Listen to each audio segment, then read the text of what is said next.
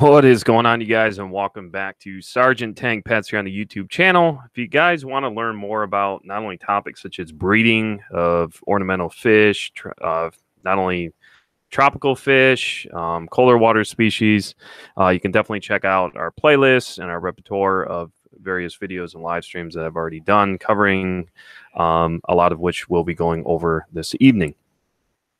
And if you guys aren't a subscriber to the channel, I highly suggest that you go ahead and smash the subscribe button. Make sure that you guys turn on post notifications for any future updates and hit that little notification bell and select all in the drop down menu so you get all future updates here on the channel. We've produced a lot of live streams here, and unfortunately not every one of those has been uploaded. So I want to go through and recap the last year and a half or so since I've been putting out some videos here on the platform. Since breeding of freshwater fish is definitely something that's near and dear to me, something I've been doing for many years, and have bred a lot of different various species, from egg layers, egg scatters, live bears, what have you. So what we're going to be taking a look at here is actually taking up another notch. So since I've created this live stream, in the last 45 minutes, I've actually acquired quite a few different items that I hope that you guys will find of interest, something that will help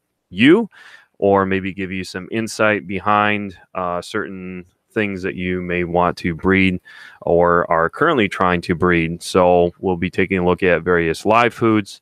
I'll be showing you guys various items for which I use within my home aquarium to breed different species, and we'll go through some of those. So definitely sit back, grab yourself a drink and some popcorn, and enjoy the show. And as we go through this, you can always put your questions here in the chat.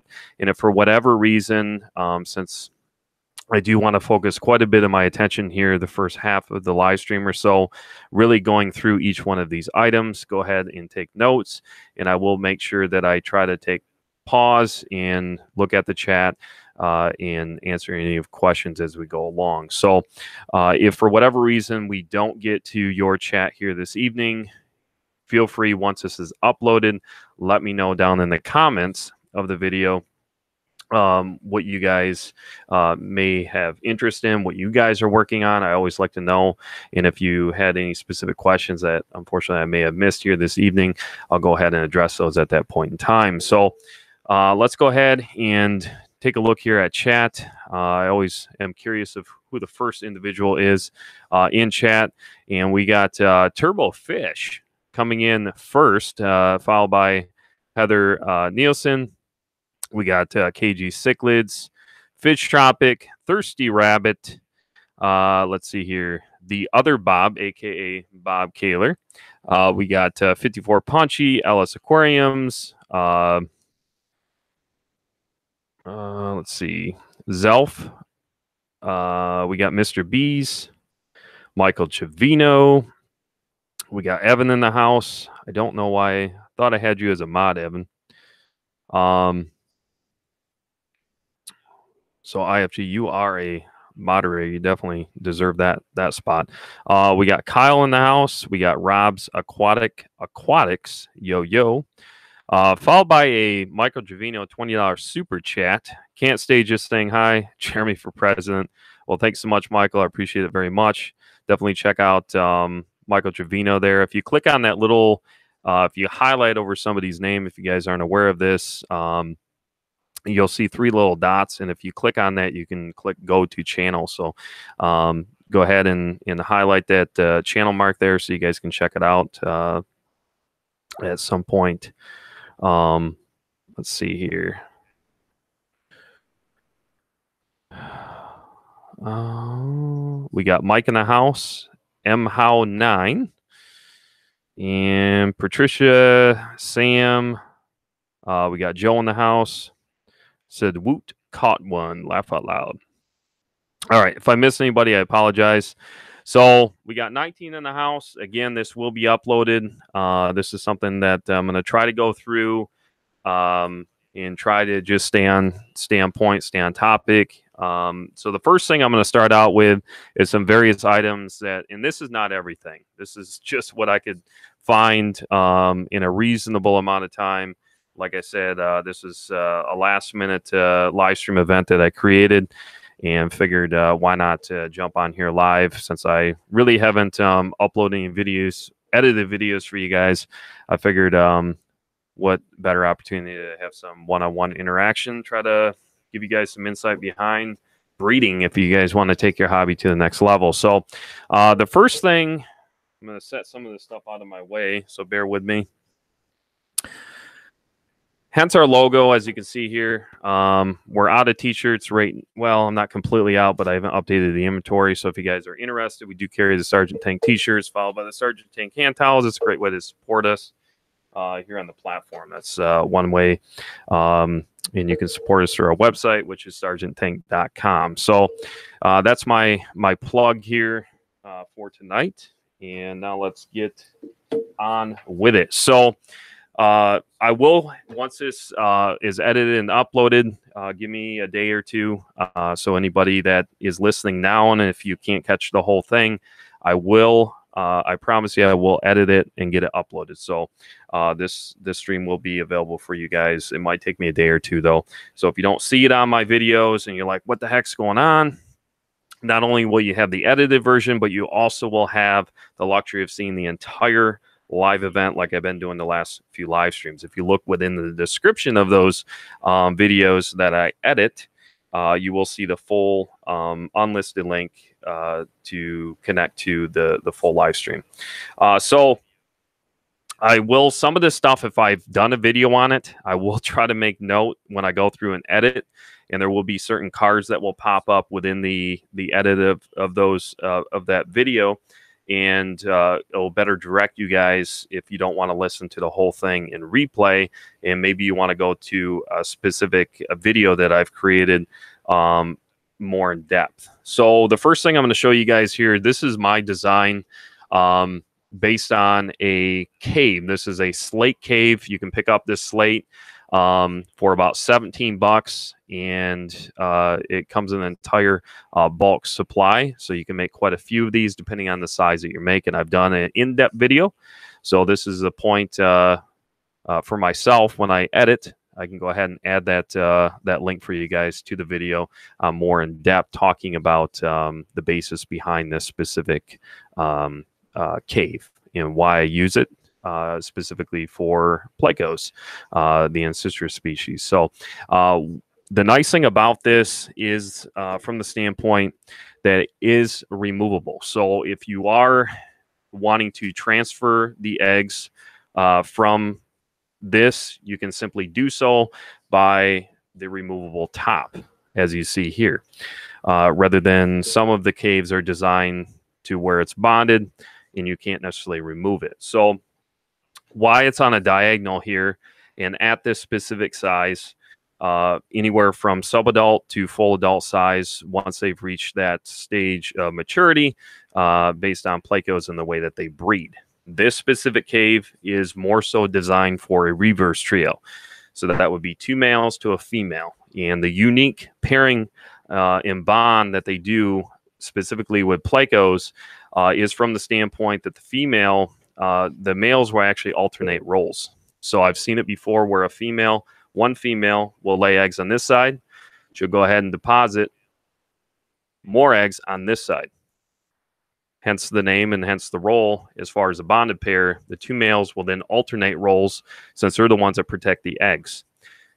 At this point, you can go ahead and remove the female from that system and go ahead and transfer her over to another system, getting her ready, built back up her immunity for another week or two in order for her to start depositing more eggs in the future.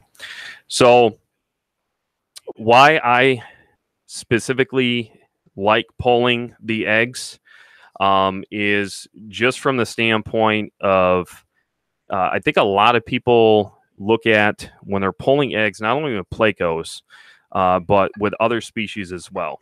The main reason, besides the situation of food, maybe the hindrance as far as the fry, once they eat through the egg sac and get to that stage as far as that development, and once they begin eating foods that are offered within that ecosystem, besides lacking the potential of nutrition, be able to direct feed, even more important factor that I've studied just myself through the years of breeding many different things, specifically plecos,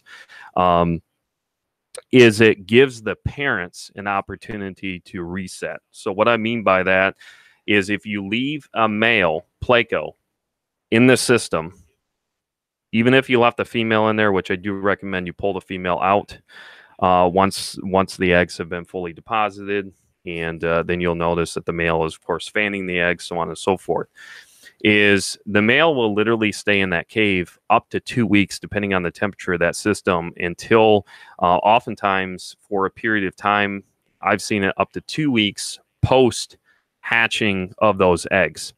So the reason I pull even more so is it gives the father, it gives the mother of those fry an opportunity to start eating. They will not eat in that time. If you have good parents that protect their young, they're not going to eat. If a pleco comes out of that cave at any point in time when he's guarding those babies, he's not a good parent. You want to go ahead and move on. That will give them a few times. It sometimes takes them 3 or 4, maybe even 5 spawns until they catch on. And oftentimes by offering a dither fish within the system will get them in order to defend that territory. So that's why a lot of us use dithers in certain ecosystems in order to promote the parents to do their job. And if in the wild, that's the way that they do it. So we try to kind of recreate and mimic some of those scenarios. The other thing that I use is, besides the slate cave, like I said, there's many different variations. That's just my own specific design. Is for other cave spawners, is you can use something such as terracotta pot, something such as this you can pick up at your dollar store. A lot of times they come in a pack of 3 at this size. You can cut these out, so you can set them down to where you leave the hole just big enough. So a lot of pistogrammas, crabensis, many different species for which are more cave spawners. A lot of times if you kind of bury it down into the substrate, what they'll do is they'll kind of make little divots and burrow themselves. So if you don't make a huge hole, it gives them an opportunity to kind of create their own little home for them to go ahead and deposit the eggs. So that's another option for you there. I'll show you an example here. This one's much larger.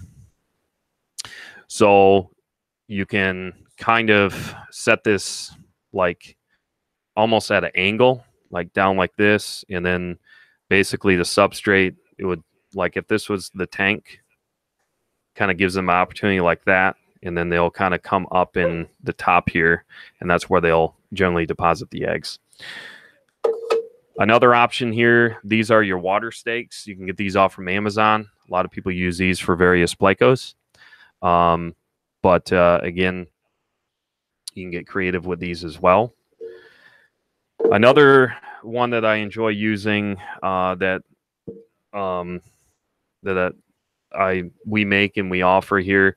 My wife came up with the name. I've talked about this before, but it's called Baba Breeder, hence the bobber. The reason I like this versus using a cork is you can quick release and you can drop these down. So if you want to use an acrylic spawning mop, you can drop them down all the way to the bottom, depending on what the basis is behind what you're trying to do. And then you can also just attach this like so, and then it will stay afloat. And then it'll just kind of stabilize itself depending on where you want it in the aquarium. So rainbow fish, some killifish, tetras, depending on what tetra it is. The main thing is the adhesiveness of the embryo or the egg itself. Sometimes celestial pearl danios, I've seen them do it on here, tetras and so forth, but most of those, the eggs will actually drop to the bottom. And another method that I don't have here is people use marbles. So what that does is if you layer the bottom of the tank with marbles, the eggs will essentially fall down in there, and then the parents can't get at those. So if they're trying to attack or anything else in the tank, and then what you can do is you can take a siphon, go through the bottom, and then you can siphon out all of the eggs, put them in a separate container. Another one here is for some shell-dwelling species. So there's lots of different shells that you can obtain, many different sizes depending on what species you're trying to breed. You can use something such as PVC. So many different sizes of PVC. If you cap the end of this, even Plecos will find this useful. Here's a large 90.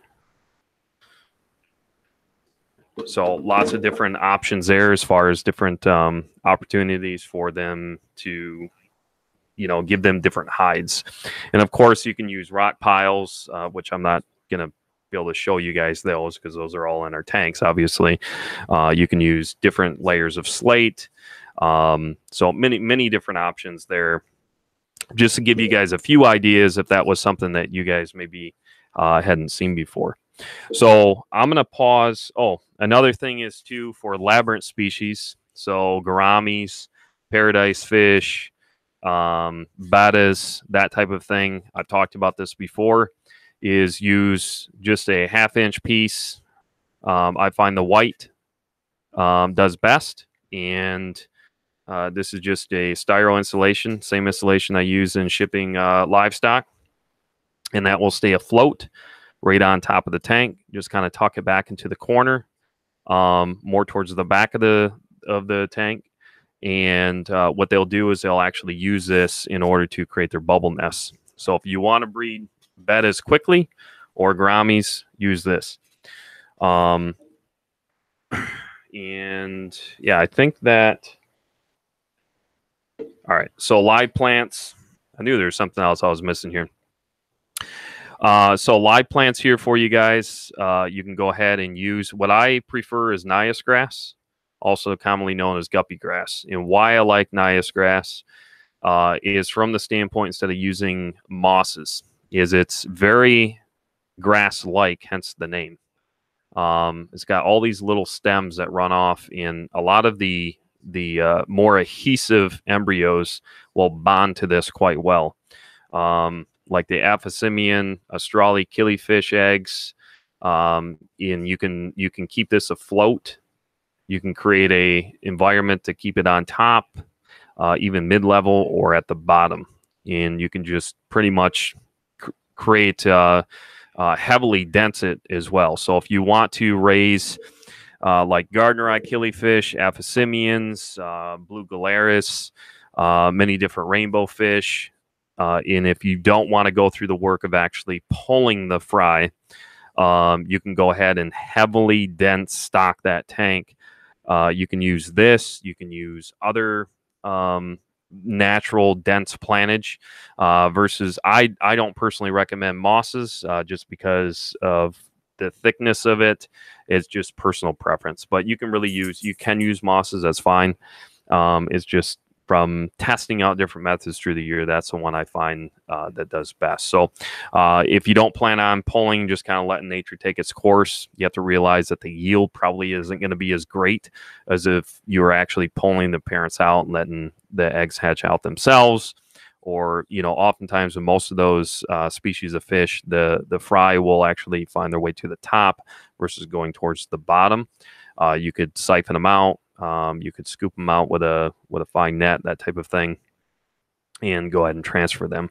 But oftentimes what a lot of us do is we'll just pull the parents out and go ahead and let the embryos hatch out within that system, and then just have redundancy there, having another system ready to go.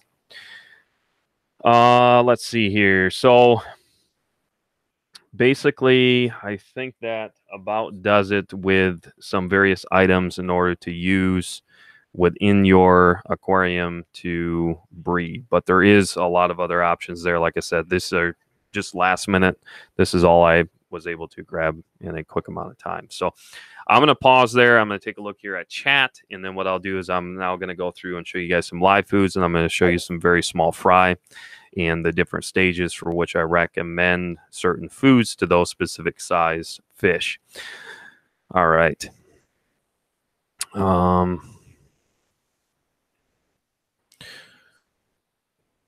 right, let's see here.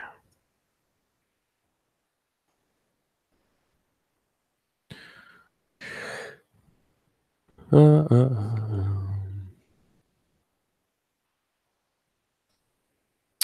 got Craig Hawks. Hello.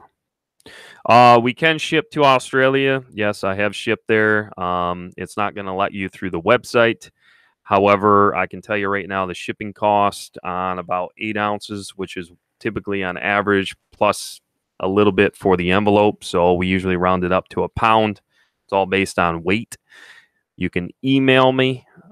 Best recommendation I have for you is to head to our website and look under shipping policies on our website, and it'll explain everything in much greater detail on how those individuals, such as yourself, that are across the pond and out of the states, to go ahead and send me the appropriate information so I can send you a shipping quote.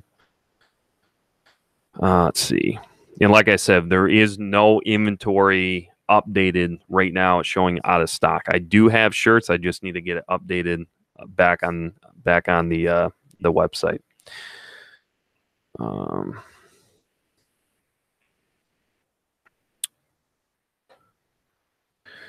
Taking the hobby to the next level is key. I have a tank of tightly carpeted dwarf sage that is full of drake fin barb fry right now. Yep. We got Rich. Hello. PVC works well. Yep.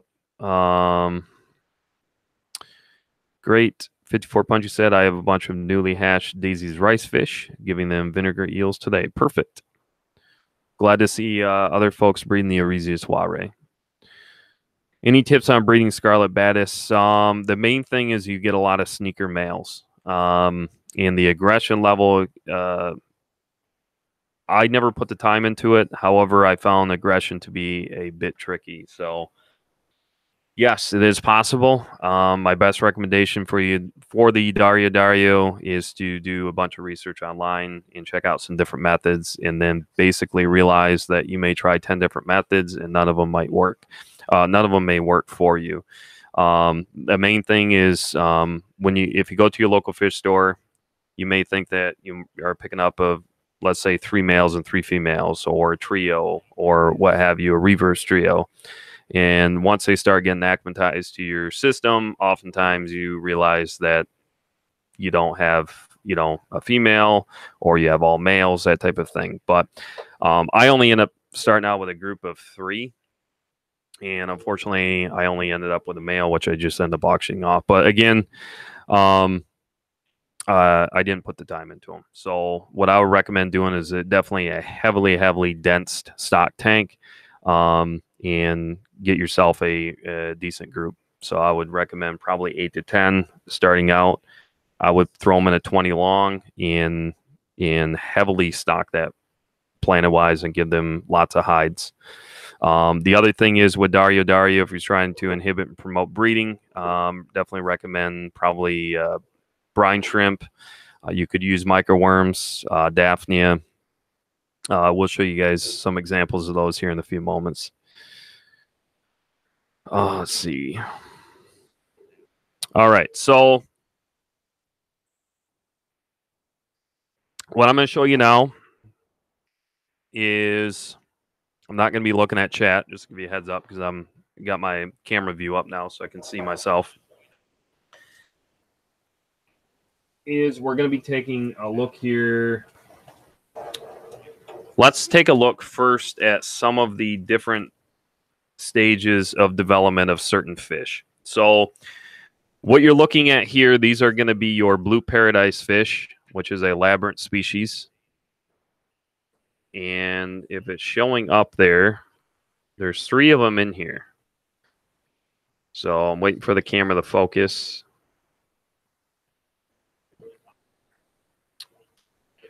So on the bottom corner there, you're going to see the largest.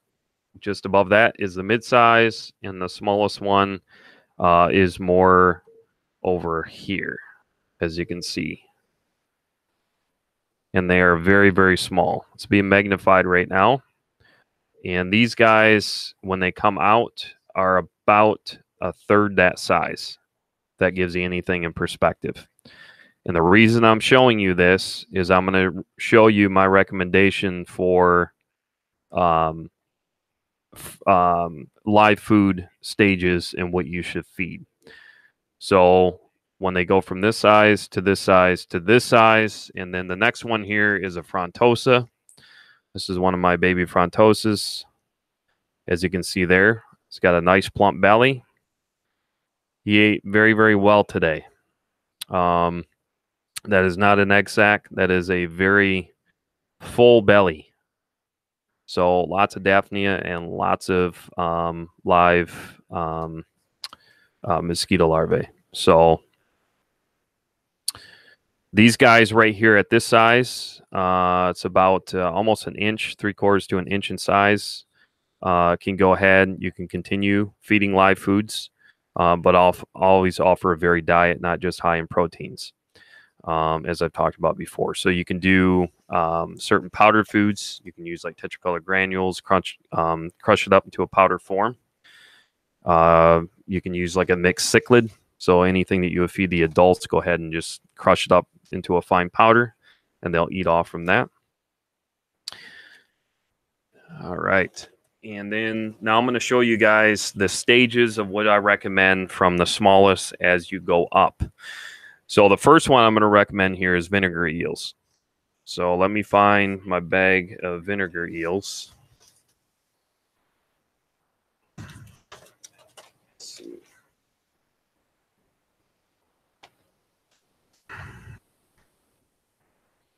All right. I got to use my flashlight here so you guys can see.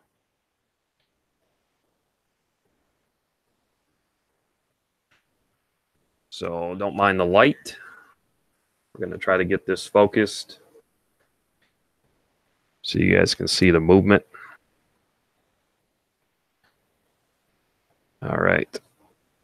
Those are there's literally millions of them in there, and you can see how small they are. So starting out, that's the first stage I would recommend, depending on the size of the fry. All right, so take note of that. We're going to go and jump up one more level. These are microworms. And we do carry these starter cultures on our website. They are available.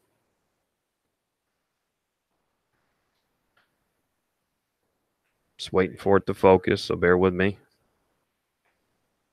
Got to find the sweet spot. I was testing it out earlier to make sure this would work. Just got to find the right angle here.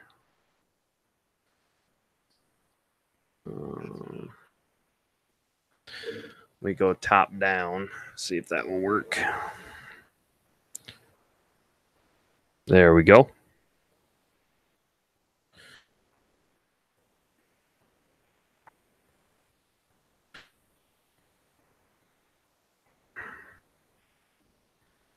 You guys can kind of see that. I'm not sure how well it's showing up for you.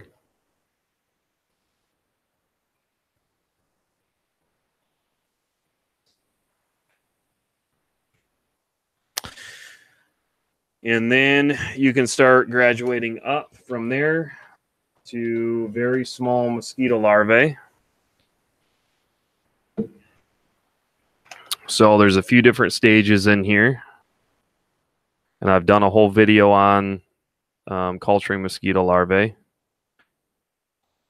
And you have to just make sure, based on your city ordinance, a lot of them are prohibit any standing water.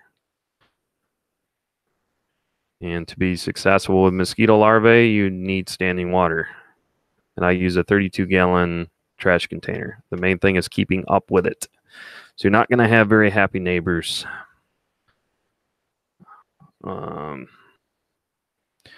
So I have to pull from it anywhere between 2 and 3 times a day.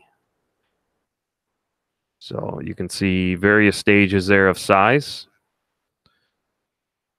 So I'm not sure how well the smallest are showing up. They're probably towards the top.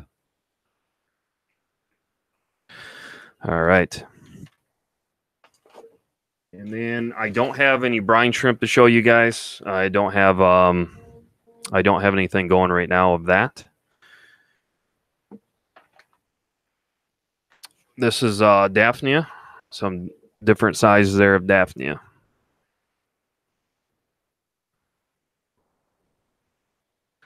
I keep these out by our pond, also in a 32-gallon, where it gets 3/4 of the day sunlight. And it's partially shaded with an air stone. You can actually see a mosquito larvae in there with it. So you definitely want to keep aeration going so you're not competing. And then just lots of, you just want to develop lots of natural algae. So I recommend putting stones in there, appropriate rocks or stones. You can put slate, something in order for algae to grow on. I put out some, you can put out some Nias grass in there, just kind of develop their own little ecosystem. And you don't need a ton of flow, but just enough to continue keeping a little bit of turnover at the top surface to prevent any mosquitoes from laying any eggs in there.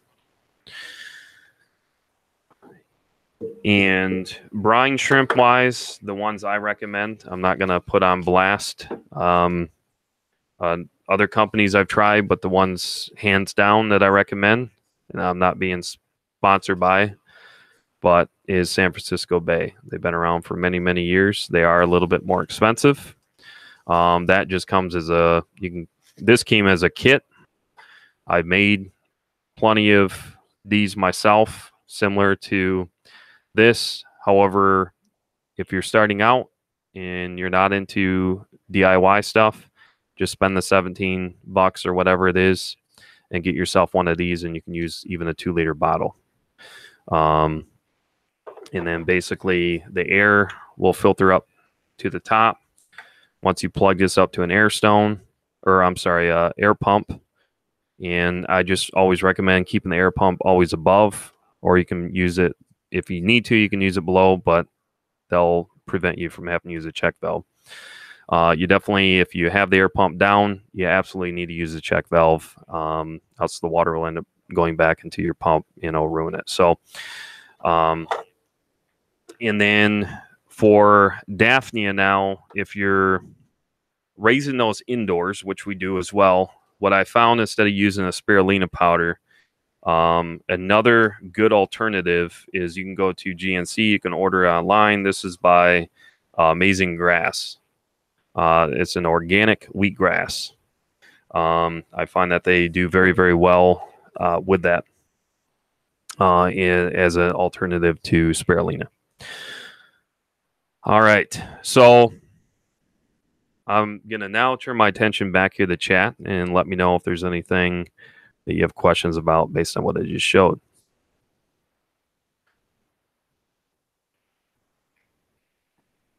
All right.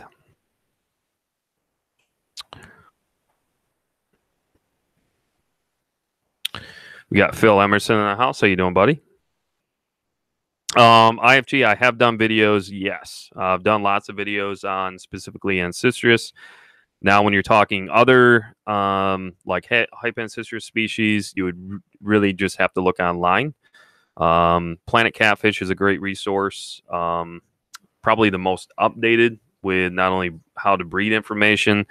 Oftentimes you can find through Wikipedia. However, I find oftentimes a lot of that information isn't always consistent and updated. So one resource I recommend is Planet Catfish. You can just put in the L number if you need to, and you'll usually find the information that you need depending on what species it is. Because sometimes, your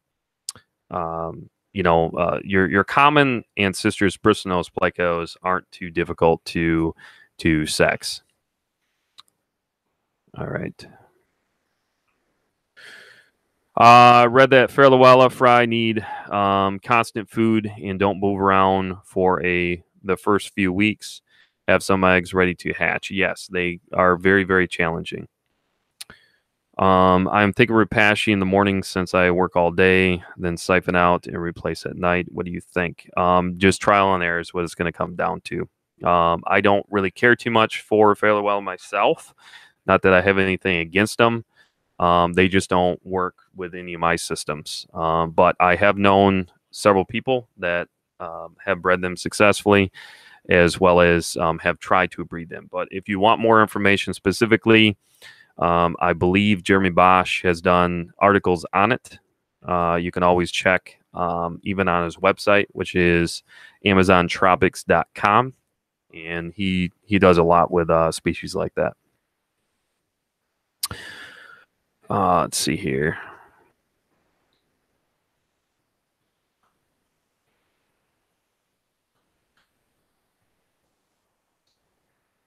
Does almost any fish eat mosquito larvae? Yes. Yes. I find hands down my favorite time, late spring, soon as mosquitoes start coming out, and then all the way until basically late fall is I'm harvesting every single day. I feed 2 to 3 times a day, and if you want things to breed, it works for me better than anything else, hands down. Go ahead and net yourself some out. You can just use some aquarium, cycled aquarium water. Is what I do is I just use one of these from the dollar store instead of spending $10 for a dip and pour. Find these work just as well. You can see the gap here. They're plastic. They're pretty heavy duty. You can go to Dollar Tree. I just hang these on the tanks. I use these in replace of the dip and pours. So kind of a tip there for you if you want to save yourself some money. But with that being said, I just go ahead, take some aquarium water out of one of my systems, fill it up to about 3/4 of the way. Go ahead and take basically, 4x4 net or whatever size net you want. Go ahead and scoop it. If you walk up on the barrel fast, depending on what you're harvesting them in, they're going to get spooked quickly and they're going to kind of dive more mid-level or towards the bottom, which isn't that big of a deal. You can just have to go a little bit deeper. But if you sneak up on them, especially right after a rainfall or in the midst of a rain, like I just went out there this evening when I obtained these for you guys as an example, you just slowly walk up on it. And if you're quick enough, you can just quick swoop and you can get a bunch of them right away, right off the top. The main thing is just don't walk up on them too quickly or bump the barrel and spook them. But yeah, I mean, then basically just come in.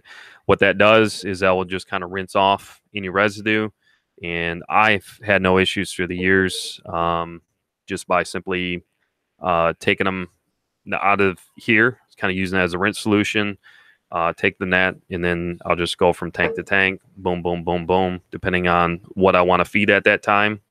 And what I do is I'll typically alternate. So 7 days a week, each one of my systems. Sometimes, depending on what species it is, if I'm trying to trigger some spawning, or if they're more adamant about eating live foods right now, I'll typically target them at least twice a day. And then other systems, I will split it up, if that makes sense. So like, let's say Monday rolls around, that system's getting fed. I might come back Tuesday or Wednesday, or I'll skip Tuesday. I'll come back Wednesday and I'll go ahead and either feed once or twice. And that just kind of gives them a break in between. Let's see. When do they pop the larvae? Days, weeks, hours. If you talk about mosquito larvae, it's almost, you're always going to have production. I mean, literally, you can set up a system. The best recommendation I have, use a 32-gallon barrel, keep the top off, filled up about almost all the way up to about 4 inches from the top. Give a little bit of leeway there in case you have a heavy rainfall. You can even fill it up 3/4 of the way. Put any leaves in there that you can find. Obviously, as long as you don't have any pesticides or anything like that, put any leaves in there, branches, sticks, what have you, just like you would find in stagnant water. And within a day or less, you will have a ton of mosquito larvae. Especially as it starts getting warmer. you're only going to get more production. That kind of gives you an idea. But yeah, I mean, I set it up, and the very next morning came out. I set up late that night. Very next morning, I came out, and there's already a bunch of mosquito larvae. Let's see here. We got David in the house. Nice seeing you, buddy. Infosyria. Yeah, I mean, you can typically find that. Trying to think. I know I had this question come up before.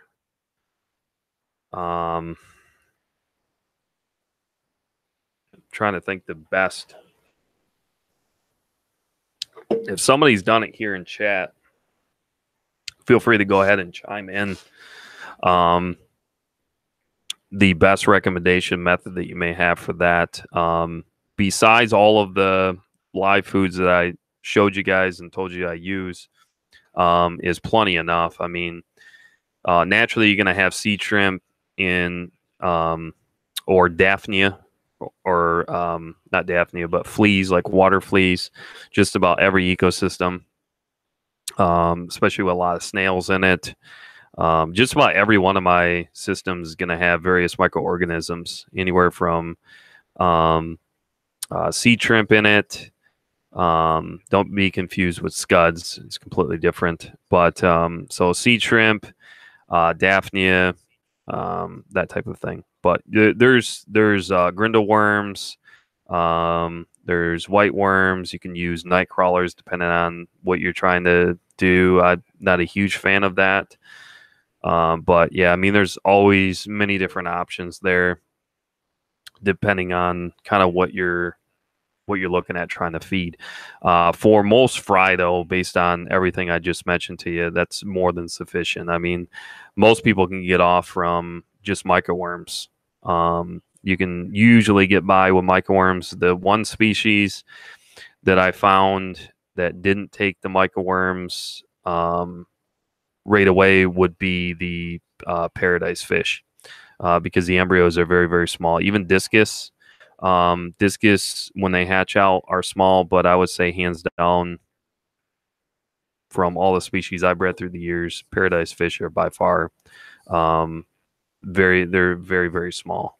So when I bred bettas before, they weren't even as small as the paradise fish, the fry. Daryl Deemer with a $10 super chat. Thanks so much, Daryl. I appreciate it. Tiger Bite, hello.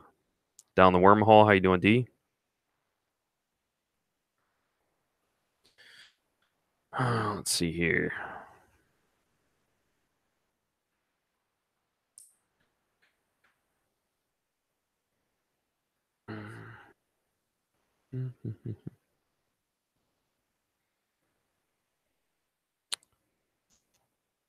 As far as flying, gosh, I would have to look.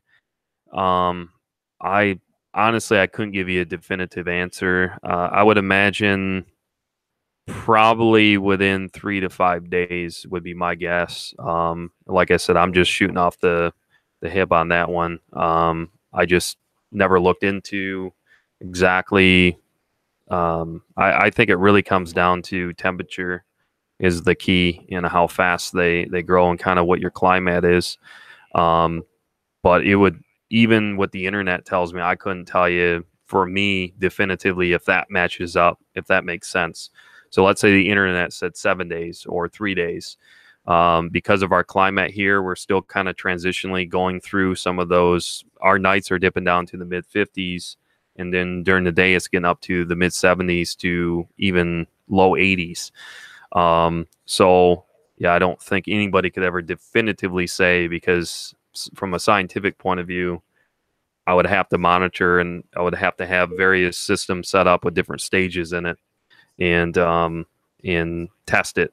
But maybe that's a good video idea for somebody.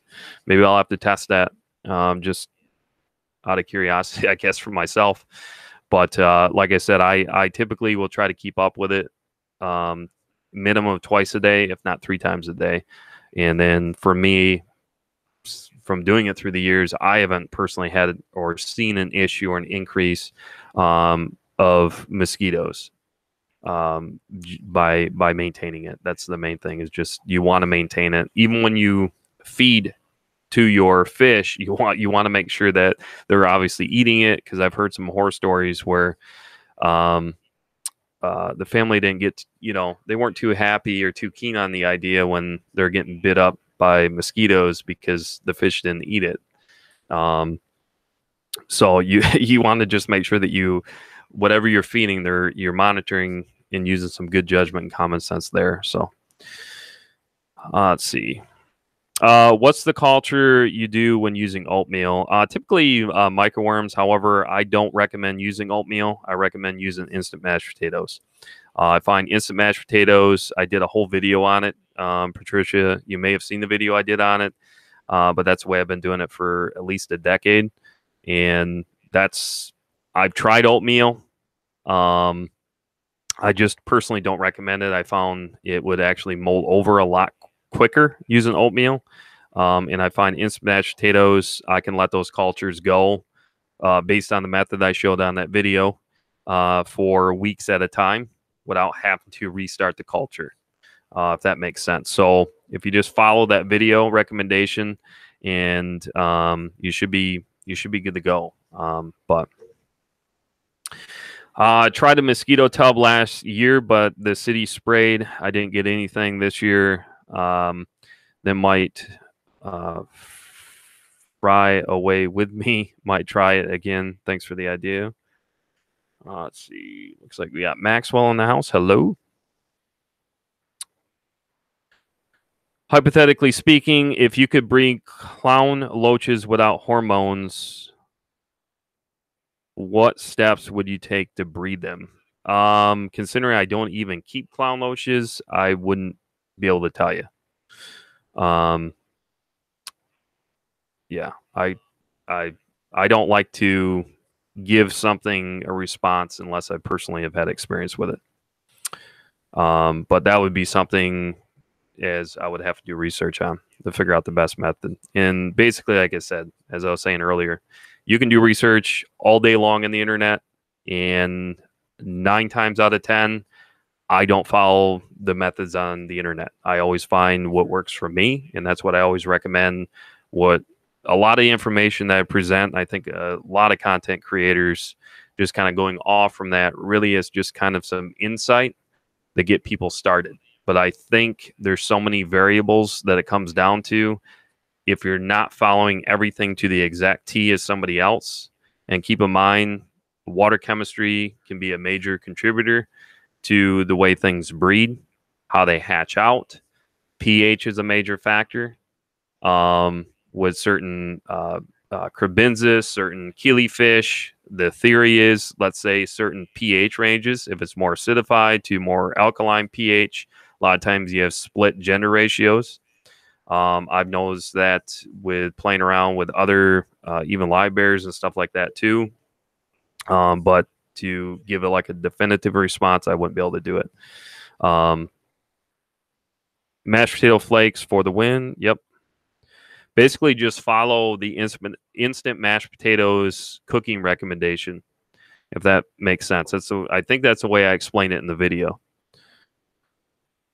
KG said, boo. I mean, I can tickle your ear and start making up stuff. I'm one of the best BSers that there is. I mean, in my previous profession, that's all I did. So, yeah, I mean, if you want to stay on topic with somebody, as long as you know a little bit of information about each specific topic that you're talking about, you can make people believe in whatever you want to. Why I'm showing you guys all this stuff is I want you to realize, obviously, I'm talking, or walking what I'm talking, if you guys know what I mean. But people have actually seen my fish room, obviously know. That's why I used to do a lot of like walk around live tutorials rather than just doing fish room updates. I want people to realize that I want to see people succeed. I want to see other hobbyists have success, especially even geared more towards those new coming into the hobby. It's a big passion of mine. I want people to get excited. and do things that excite them. And I know for me, breeding is what excites me. If I only had one tank and I only had to look at the same fish every day, I would be bored out of my mind. I would have got out of the hobby a long time ago. That wasn't enough for me to just keep fishing and look at them. So let's see here. I used to do a barrel with grub worms, old mulch, and veg scraps from the kitchen. If it's dark, they hardly ever evolve. Well fed and dark fed them to my tangs. Very nice. Anyone ever bred bettas? It says on the internet that they can't breed when they are older. Is this true? Yes, I bred the Thai plakat bettas. They're not difficult at all to breed, in my experience. But I would say it's possible. I think any fish, not just bettas, I would say just about any fish, eventually they get to a certain age and they'll just stop breeding. I've seen it with any species I've bred. If I've held on to that species long enough, it might take a year, it might take 2 years, it might take 8 years. It just really, really depends. There's so many variables in that because of the environment for which one is keeping them in. There's tons of variables. It's really, really ever definitively. I mean, if you ever go to a forum, if you ever watch another video, and if anybody's ever a matter of fact and saying, hey, this is not possible, or this is the only way you can do it, run the other direction, because that's the magic of each one of these ecosystems. They're all their individual little science project.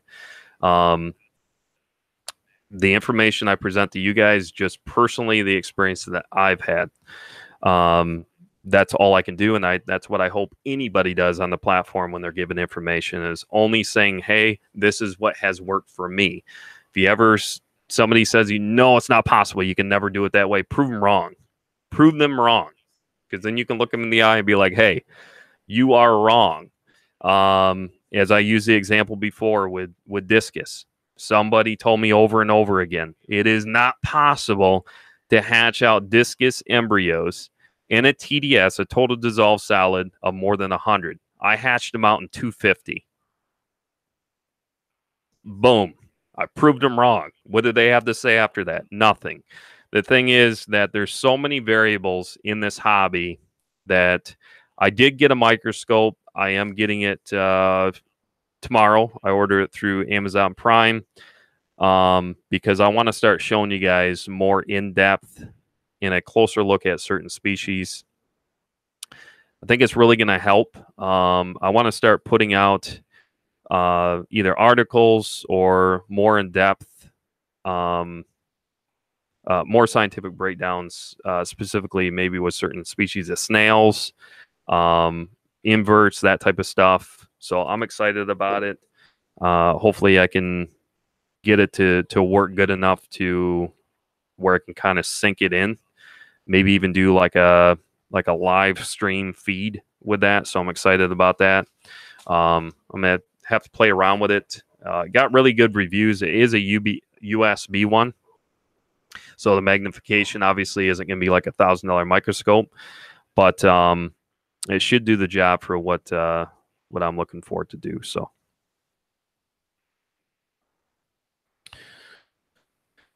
Let's see here. We got Dwayne Kitchell in the house. How you doing, Dwayne? Jeremy walks the walk and talks the talk. Well, thank you very much, Dwayne. I appreciate it. I try to.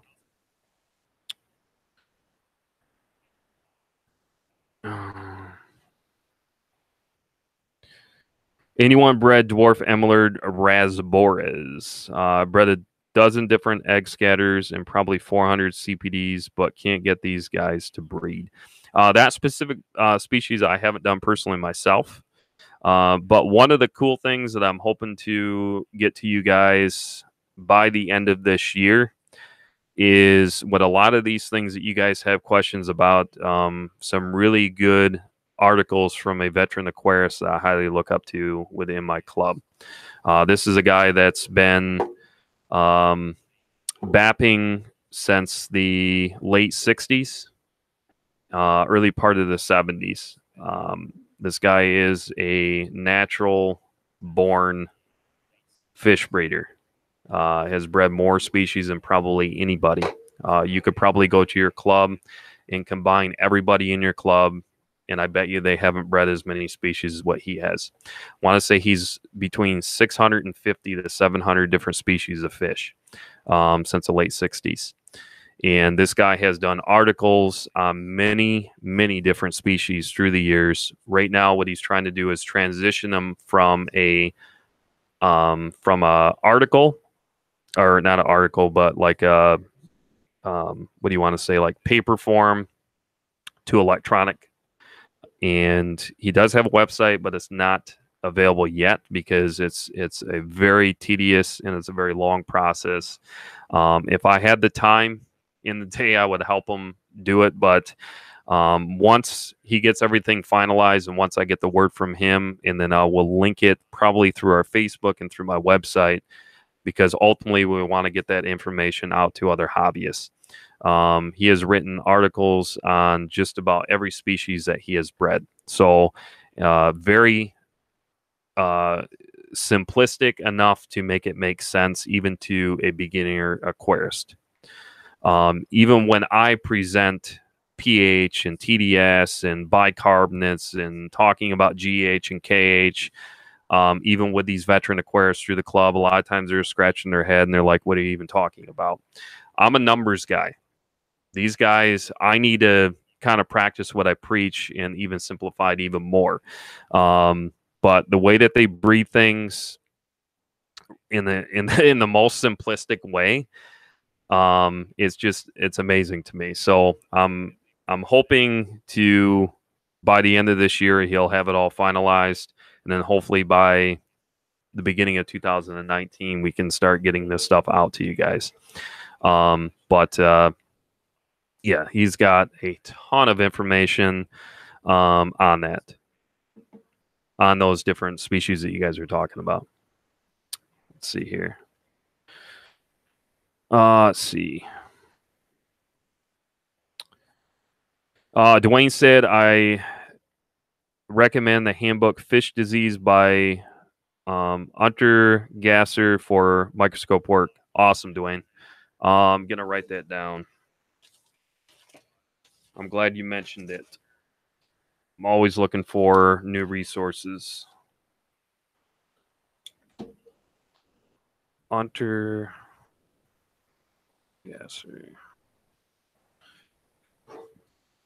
Sweet. All right. I like the old books, Dwayne. You know I can kick it with, I always say, I mean, you put me with a group of folks who are from pre-90s breeding style, that's the group I'm going to hang with.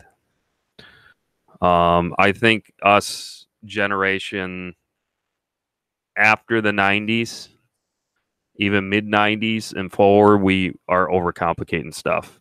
I'll be the first one to raise my hand and say I'm even overcomplicating it half the time. Let's see here.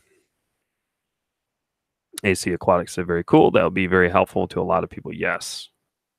Yes. I do right here in my possession have a CD that has all of that information on it, but I can't release it. So I have the information, but that's not going to help you guys. Let's see. Came out in 74. Perfect.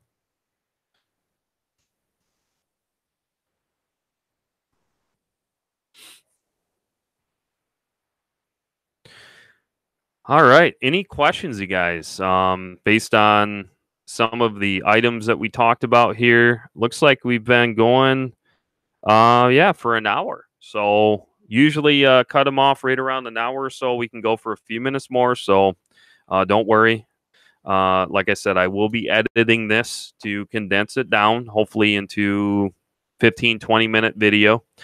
And then just to reiterate, this live stream will be available. Give me a couple of days, hopefully no later than Monday. This weekend's pretty busy for us, just with kids and activities and so forth. So it won't be available right away, but by Monday, I promise you I'll have it. I'll have it available for you guys. And what I've been liking and what I've been doing is adding this full live stream to each one of those edited live streams. If this is making any sense at all, hopefully it is, down in the description of those videos. So you guys can always go back and you can listen to the entire 2 hour, 3 hour, an hour, whatever it is, if you want to, because I know a lot of people like throwing live streams on in the background. That way you can hear the questions I'm answering, reading off the questions, that type of thing. Let's see. Heather said this has been so helpful. Well, thank you, Heather. I mean, that's I'm happy as long as I can impact one person, then I guess I've done my job. Let's see here. Jeff said I've always a day late and a dollar short. Aren't we all?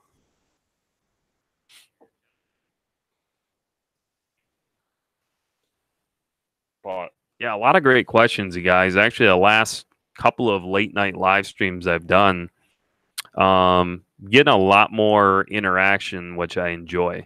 Some of my older live streams, sometimes, even the last one, we didn't even have a topic, a specific.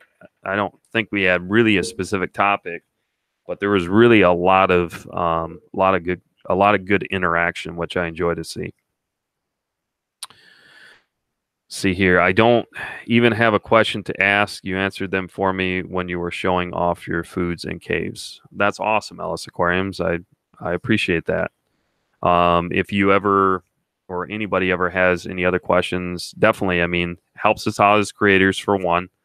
It shows that the overall retention interaction with the with all the subscribers, and then also even more so, I enjoy talking to you guys, and that's one way that we can communicate. You can always get a hold of me through Facebook.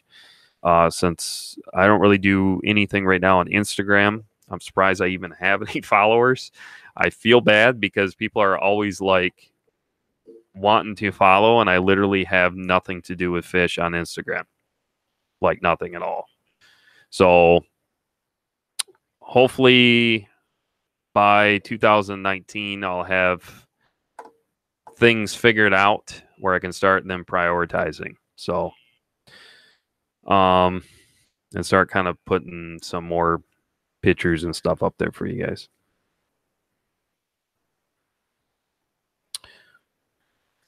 As far as tetras, I'm just now getting into tetras right now. Myself, Maxwell, if you're referring to me. So, I know enough about them at this point by just keeping them, watching their behaviors. Not that I've kept a ton of different tetra species because it's not a big passion of mine. However, I have taken liking in the last 8 to 10 months. But if you have any specific questions for me, I can try to address. Because like I said, the gentleman that hopefully get all this information out to, he breeds a ton of tetras and has for a lot of years. So a lot of the same concepts really apply to a lot of different tetra species. I'm not saying every one of them, but for a lot of them, they do. So they're more egg scatters. The embryos don't tend to stick as well. Kind of the same concept with CPDs. Basically, they will deposit the eggs down. You can use marbles. You can use any type of substrate. The way that he breeds a lot of his species is honestly milk jugs. Not even joking. 1 gallon jars, milk jugs, puts a group in there every day. He'll come through, siphon it out. He doesn't keep it real heavy light in that room. It's less than a 10 by 10 area. It's probably about a 6 by 10. It's the way he's been doing it for many years in that room. That stabilizes the temperature in there, and it works well for him. And then what he does, he'll go through with a lot of those egg scatters that deposit the eggs more towards the substrate. He'll take a siphon, come through each day, and have like a dip and pour or something to catch it. He'll quick go through, siphon it out. He'll look and see, hey, there's eggs, there's not eggs. And then if he notices eggs, which oftentimes he does, then he'll go ahead and, as we were talking about earlier, kind of start the process as far as hatching them out. Let's see. Dwayne said, get a big school of tetras. They will amaze you. Yes, they are cool. I won't take that away. They are definitely a cool fish for sure.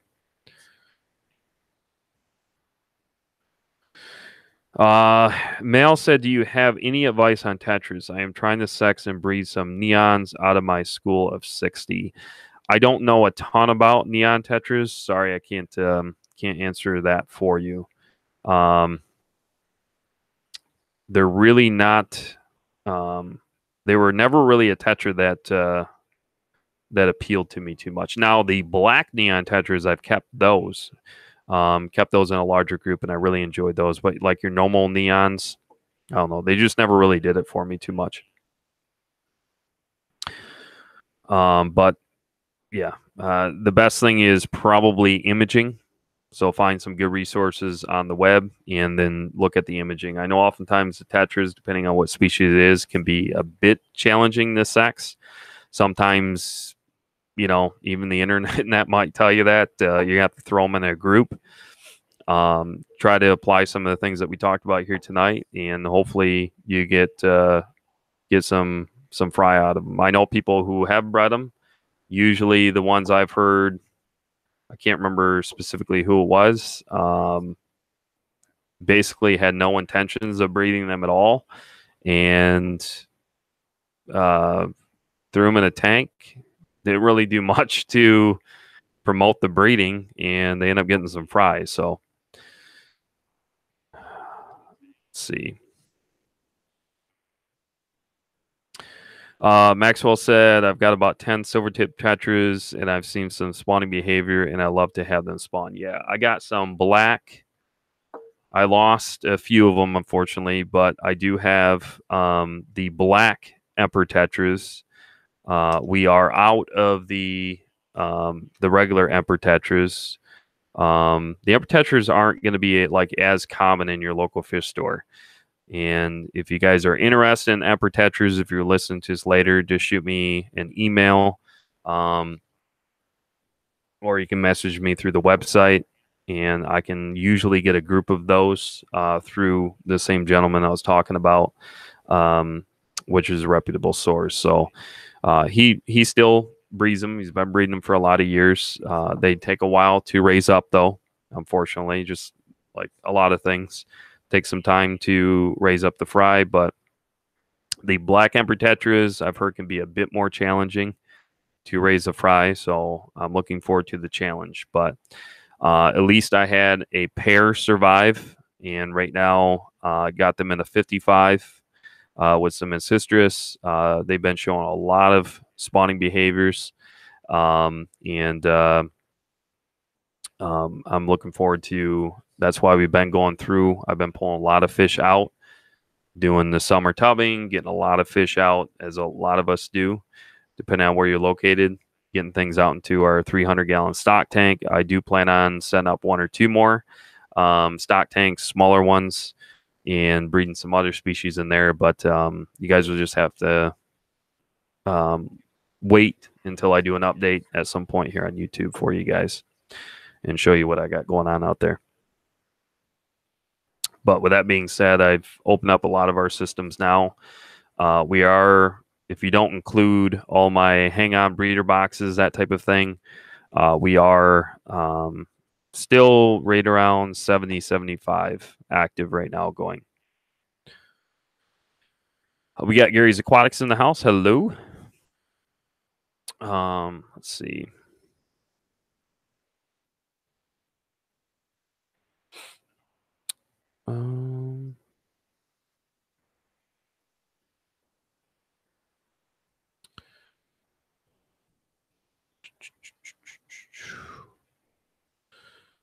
Just scrolling here through chat, make sure I didn't miss anything.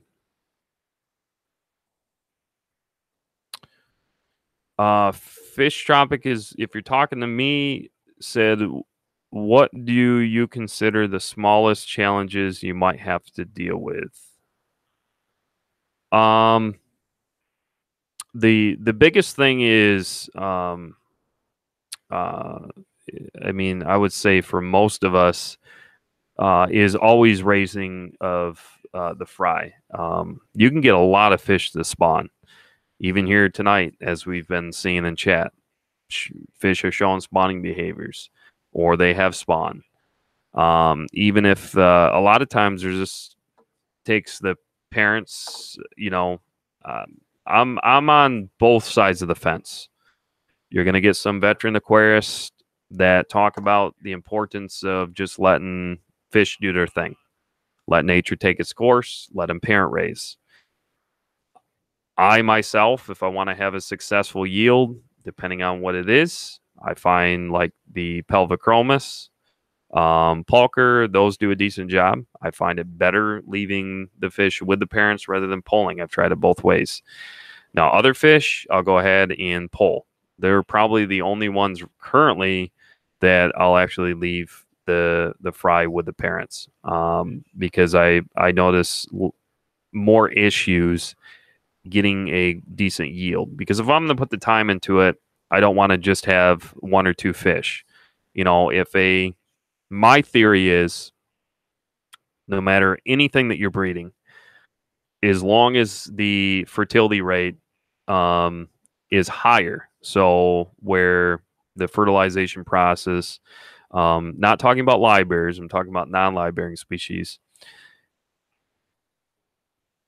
If I can get a successful yield of 30 to 40% after a few times, so if I'm brand new to breeding that fish and I no experience with it, let's say after the fourth or fifth time, if I can keep my production rate, as long as the fertility, keep that in mind, so where they're not infertile, the eggs, if I can maintain a 30 or 40% yield based on that group of eggs, then I pat myself on the back and I did a successful job. Now, if I can do better than that, 50, 60, 70%, even better.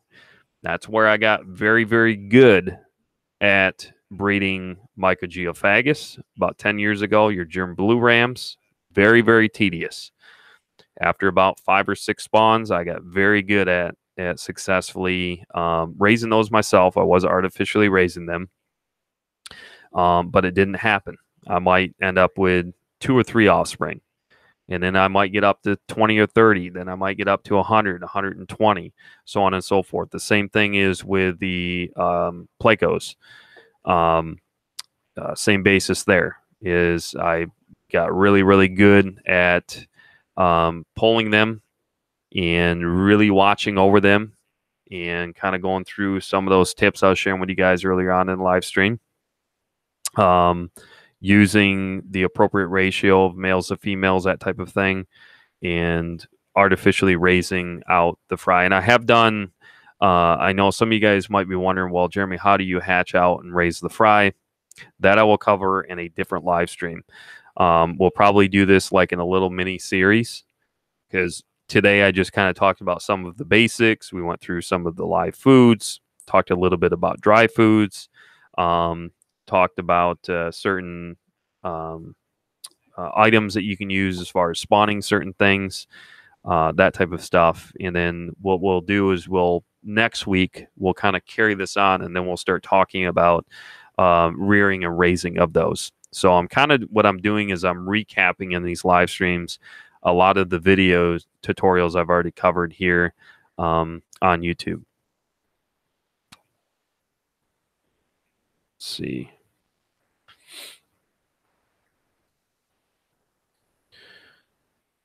Let's see here. Patricia is wondering what is my favorite to spawn. I don't have a favorite right now to spawn. I'm really enjoying a lot of things that I'm breeding. Honestly, I can't pick a favorite. If you rephrase that and ask me if I had to get rid of everything and keep one thing to breed, that would be difficult for me to do, but I would have to look at it as far as a semi return on investment. I would just stick with Plecos because they're always in demand.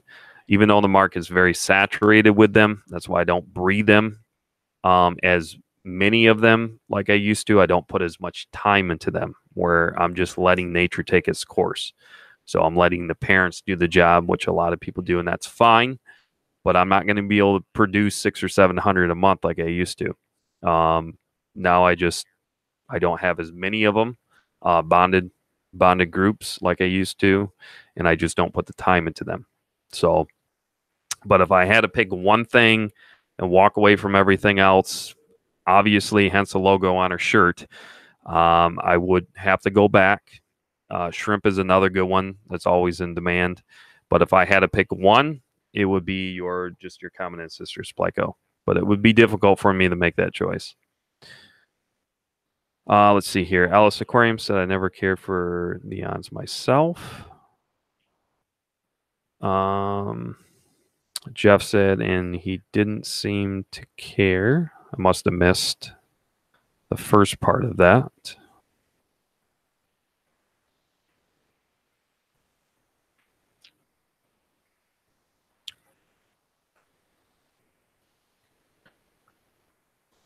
Yeah, if I missed the first part of that, Jeff, I apologize. I think there's some inside chat going on, which is completely fine. So I want to make sure I didn't overlook something here in chat. Let's see. Gary's Aquatic said, "Hey Jeremy, what's going on tonight? I'm waiting for 3 female guppies to drop. Now always seem to take too long. Laugh out loud. Hey Fish Fam, how's everybody doing tonight? Remember to smash the like button." Let's see. IFG said, "Did I answer the Pleco question?" Yes, I did answer that quite a while ago. Let's see.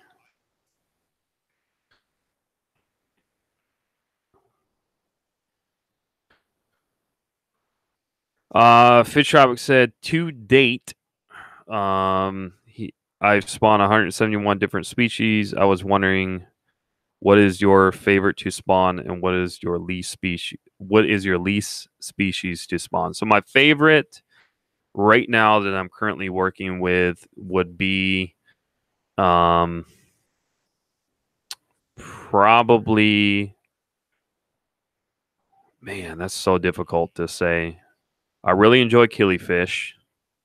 I enjoy the Arrhesius ware, the Blue Daisies rice fish, and I always like the challenge. For me, mouth brooders, labyrinth species, live bears, plecos, rainbow fish. What else? I know I'm missing a bunch of other stuff. Really, anything CPDs, anything that falls in that category is pretty simple to breed for me at this point. But I like the challenge. I like to try new things. So like I said, I'm going to be getting into tetras. At some point, I'll start getting into some barbs, which I'm fortunate enough to have, like I said, very reputable breeders that have been around in this game, bred many different species of both of those for many, many years. So I got a lot of good intel and information to kind of get me started on the right track. But yeah, I enjoy anything that's a challenge to breed. If it's easy for me to breed, then I get bored with it. But yeah.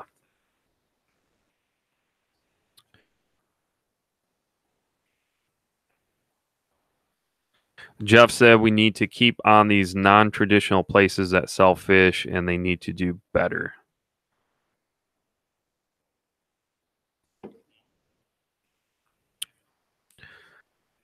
Oh yeah, I got you. I think I'm tracking with you there. Um, and then as far as my yeah, okay, I think I already kind of answered, tied that all in into one. Least favorite species, discus. I got rid of my discus. I just don't like discus. They just look like plates swimming around in a tank. They're very dull. They're very boring to me. Um, Probably get some dislikes for that, but I'm just being honest. They don't appeal to me, personality wise. So probably my biggest waste of time in trying to put any energy would be discus. Um, I will never own discus again in my life. But yeah, I would say other than that, I think that probably probably covers it. But yeah, let's see. Maxwell said, "Thanks for the live stream, man. I got to go to the local fish store. I think Aqua Pros has bred Emperor Tetras. Thanks so much, Maxwell. I appreciate it. When they Jeff said when they say condition the female when breeding longfin Danios, can you touch on that? Um, yeah, as far as Danios, I used to breed about 10 years ago. Various Danios. I talked about that in a very old live stream. But with that being said, I didn't have put a lot of time into it.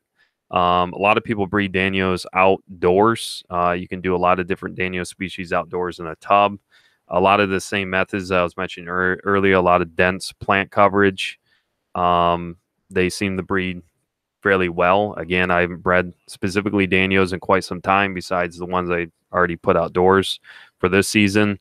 But as far as conditioning, the main thing to me now, as far as condition the female, I look at conditioning the entire group or the pair. I want to make sure first and foremost that they're showing signs before I even move them out into a stock tank. So what I mean by that is I acquire them when they're smaller. I get them first and foremost. Let's back way up here. So I may look at things way differently than other folks, but this is what has given me success personally. Rather than just tossing the group, spending a ton of money. Not that Danios are necessarily that expensive, so maybe a bad example there. But what I like to do is if I'm going to acquire a group, I get them first and foremost from a reputable source. I always try to go to a source that has had success in their genetic lines in order to acquire, where it makes me feel a little bit more confident that they're going to do what they need to. And then basically I try to match rather than chasing numbers. Consistency to me is key. So whatever you acquire them from, try to transition and acclimatize them, condition them that way to your water parameters. Try to find something close. And then a lot of foods is another part of the conditioning process. So certain foods you can inhibit through certain pheromones and hormones. So I've talked about that before. You can acquire water from an existing system that contains maybe a different variation but the same species, and you can oftentimes condition them that way by adding that water into your system that you have those fish in. And I also condition the male same way, so I don't just condition one fish. Hopefully that makes sense. And then what I do is I observe their behavior. And then if I feel confident at that point, I'll go ahead and pick the ones I feel most confident with, because I want to have success outdoors. I just don't want to be throwing fish together. I strategically plan everything I put out in my stock tank. Even though it's a 300-gallon stock tank, sure, I can throw a ton of fish out there, but I have probably 12 or 15 different species out there right now together in that stock tank. And I strategically go through, because I've had these guys within my in my fish room, so I can observe their behavior.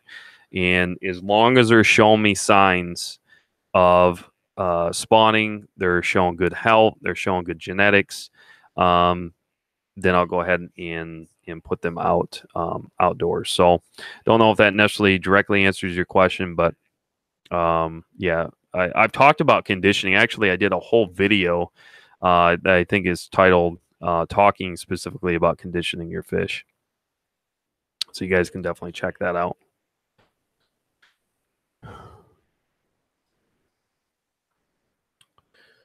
All right here. Sorry, I'm a bit behind here in chat. Let's see.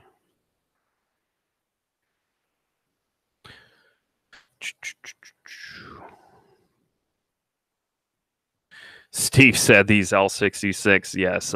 So Steve here in chat picked up 3 of the King Tiger Plecos, and you're definitely gonna have a challenge on your hands for sure. And you could do everything right and still not have any success at all. That's the very, very important part that I'm talking about, is no matter what you're breeding, you want to have success, get it from a reputable source that has proven that they've bred that species. Does that make sense? So me personally, not being biased, let's say I want to acquire some zebra plecos.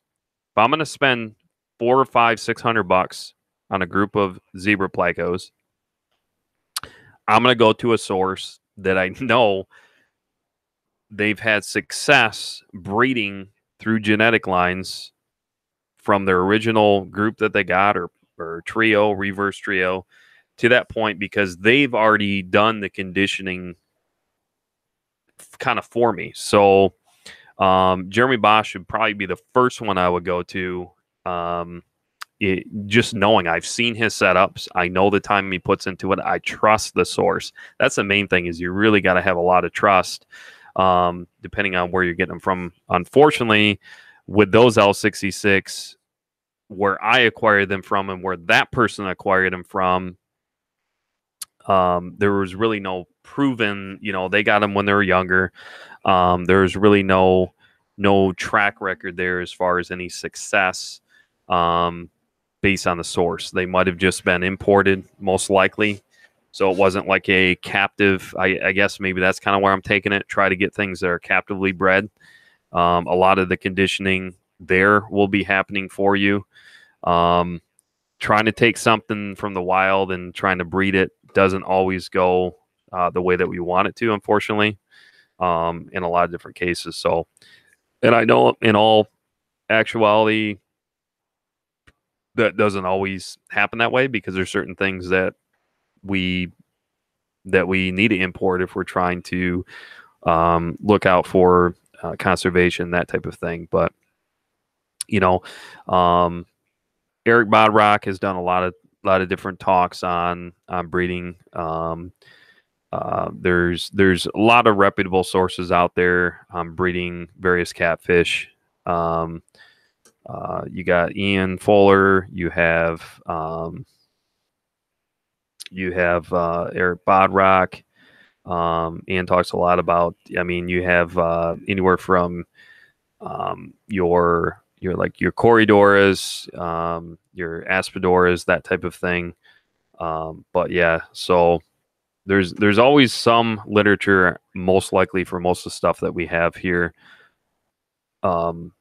Depending on where you're at, especially within the U.S., chances are somebody out there has probably bred it in captivity, if it's been circulating around long enough. Obviously, and I'm not saying always, but usually if you do a little bit of research, you can typically find a source out there to acquire some information on. The PSA comment was part 1. PSA comment. Okay, I'll have to scroll back up there in a minute.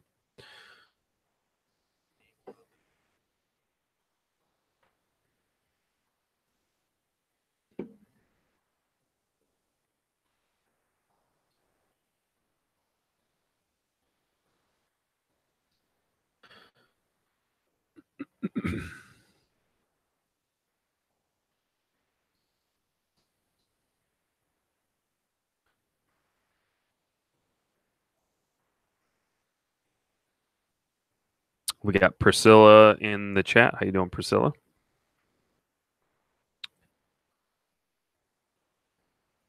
I'm way behind the chat. I'm just now seeing the comment. Says plates laugh out loud. I think Alice Aquariums is referring to my remark about discus.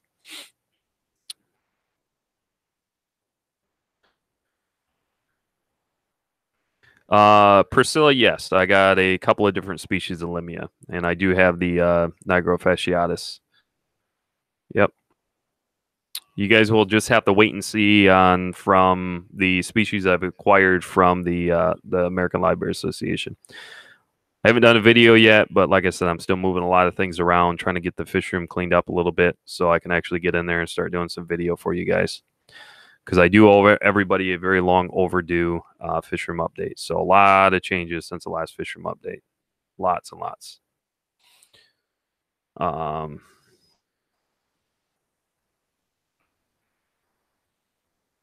Alice Aquariums, thank you so much. Have a great night.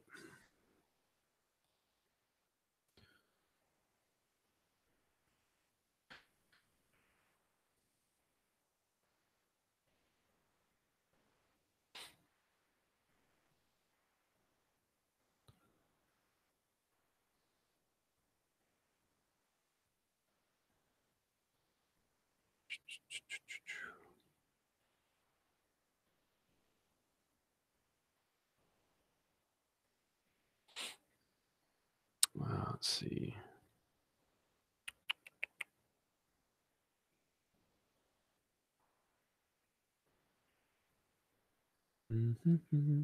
Just bear with me, guys. I'm just trying to filter through. Dwayne says, Steve, the L66 are going to take a huge patience, mostly give them time. Yeah, if they're anything like the zebras, I know when I was talking with Jeremy Bosch, patience is absolute key. Took him, I would have to go back and listen to that video myself, but I want to say it was on average of somewhere between like 3 and 5 years. It was crazy insane. Took a long time. It was something like that. That's not too far fetched, but Dwayne said I've been waiting over a year for my L260s and only had eggs once.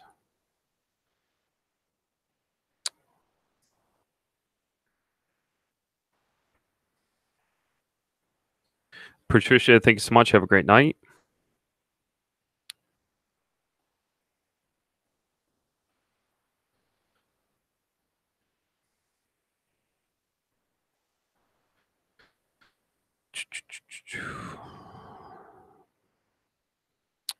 Steve says spot on the conservation part. Jacqueline is one of the best breeders as well.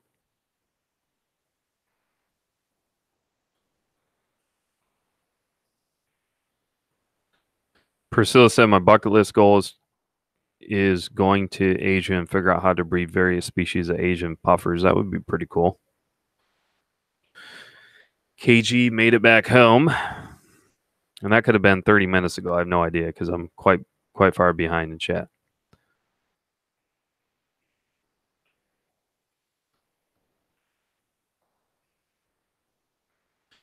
I agree with you, Fitztropic. Consistency overall, key to success. I couldn't agree more.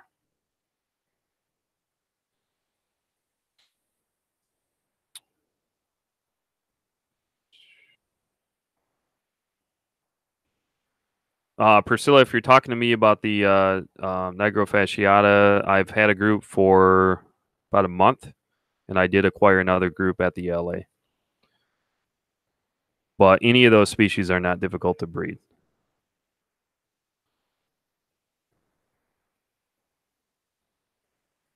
Let's see.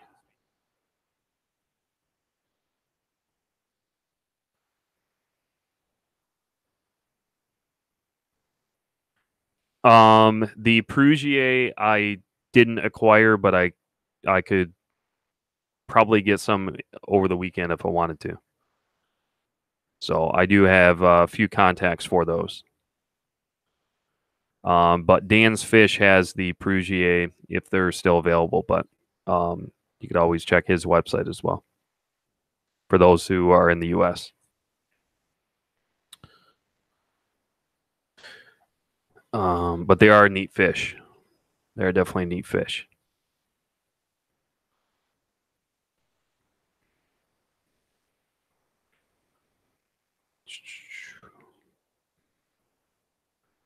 Kirk G said, "Have I ever? I haven't gotten into breeding any of the L number plecos. Well, technically, even your common ancestors have an L number, technically.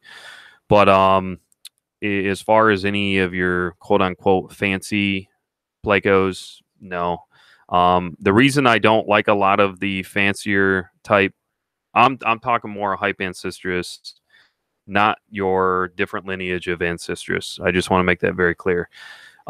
Because of the activity, I just don't enjoy, in my experience, just from keeping them as a hobbyist without trying to breed them. They're why I like ancestress so much is just from the standpoint that they're always active.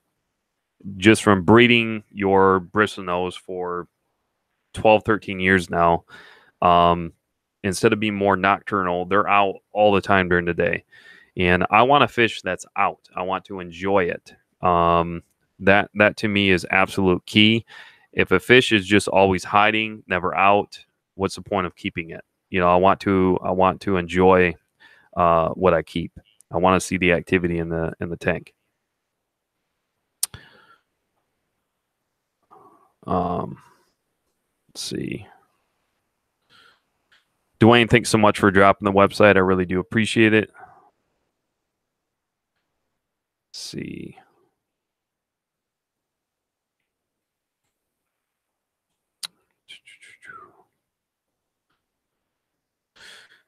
All right. Looks like I'm caught up in chat. Let me take a look here. Click in the description. Lazy people over here. All right. Thought I heard my little one.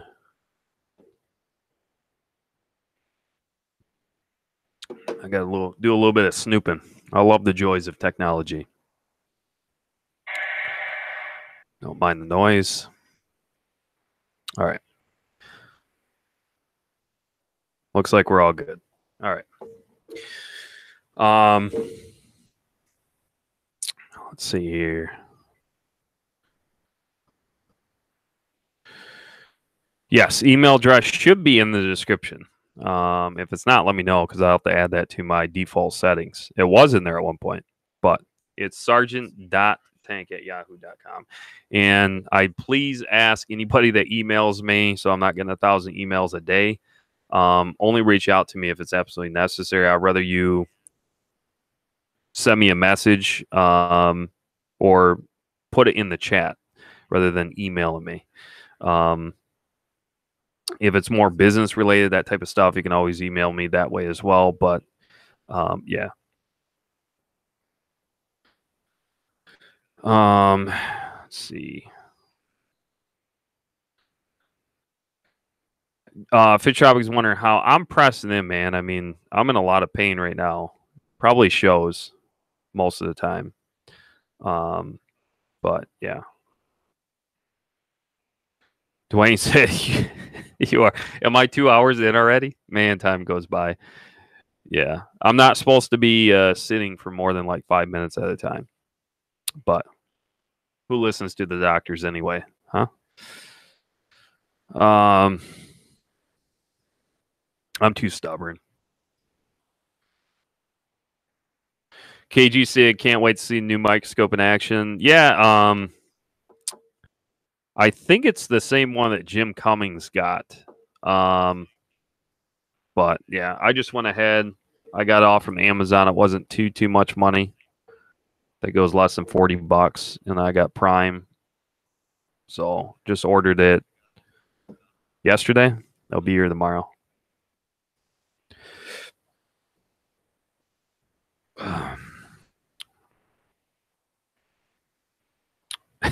Priscilla said, "Stretch that booty." Yeah, I will get up and walk around. But yeah, I mean, if you guys don't have any other questions for me, we're dropping a little bit as far as watching, but we are at like 12:45 in the morning.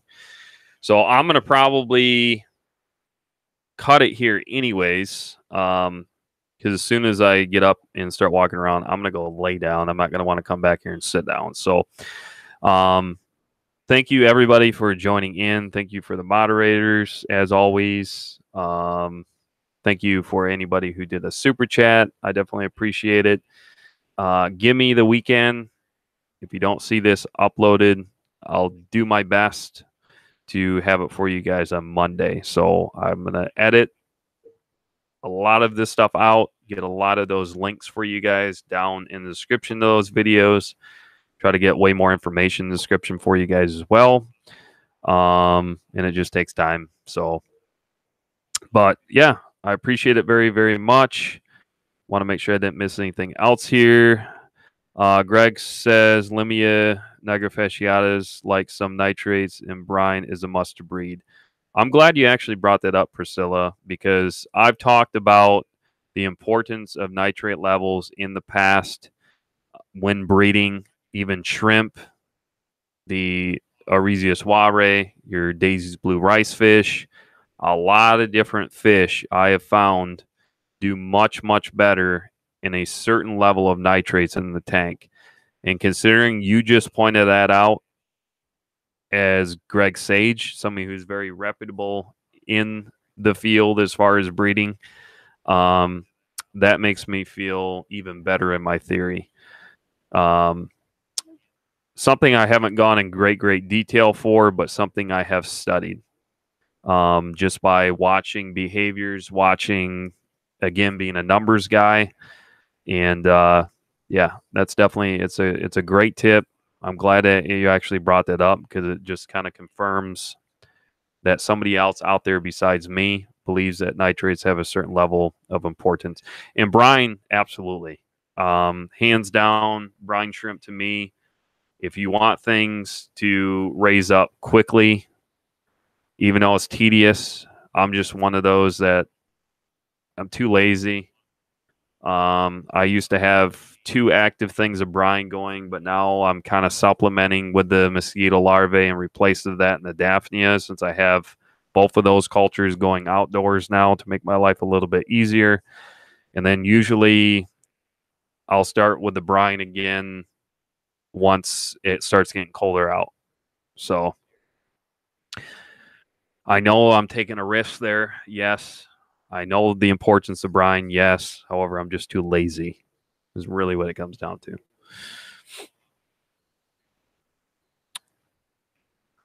He said if the water is too clean, fry. Absolutely. I've talked about that before as well. A clean tank is a dirty tank, and a dirty tank's a clean tank. Yes, I've talked about that many different occasions. But my point is, I'm just happy somebody who has been doing this twice as long as me is saying some of those things. It makes me feel good that I'm somewhat on the right track. So if you don't use live foods to pack on good nutrition, most things won't be consistent breeding. Yeah, I agree. Live foods is key with a certain balance there. Even for the adults, 80% of the diet should be frozen brine. Yep. Just think about how these fish live in the wild. Spring brings all kinds of bugs in the water, so they fatten up and breed. Yep. I couldn't agree with you more. All right, you guys. Well, we're going to officially sign off. Give me a couple of days, and you will have this video and all this information for you guys out there. Definitely stay tuned for some updates in the next few. You get things in the fish rooms, and still got a lot of fish to move around, and I'll explain it more in the videos. All right. Thanks, Dwayne. Thanks, Priscilla. Thanks, Fish Tropic. Thanks, Jeff. I'm just basically pointing out the last few people I see here in chat. But Aquarium Cop, you're probably working. You're working and lurking. But always nice seeing you. Captain Savage, hope you've been well, Brian. It was good seeing David in here earlier. I know you've been busy, man. I'll have to get you on here, David, so we can talk about that Bonnie story. Good night, Pam. 54 Punchy. Have a great night. All right, you guys. We will talk to you hopefully next week, Wednesday. We'll do another live stream. So with that being said, you guys, make it a great rest of your night. Oh, I will be having a special guest. Instead of doing the Wednesday live stream, make sure your notifications are on, because Thursday I will have a special guest on here with me. So Thursday or Friday of next week. So just make sure your notifications are on for that. All right. Good night.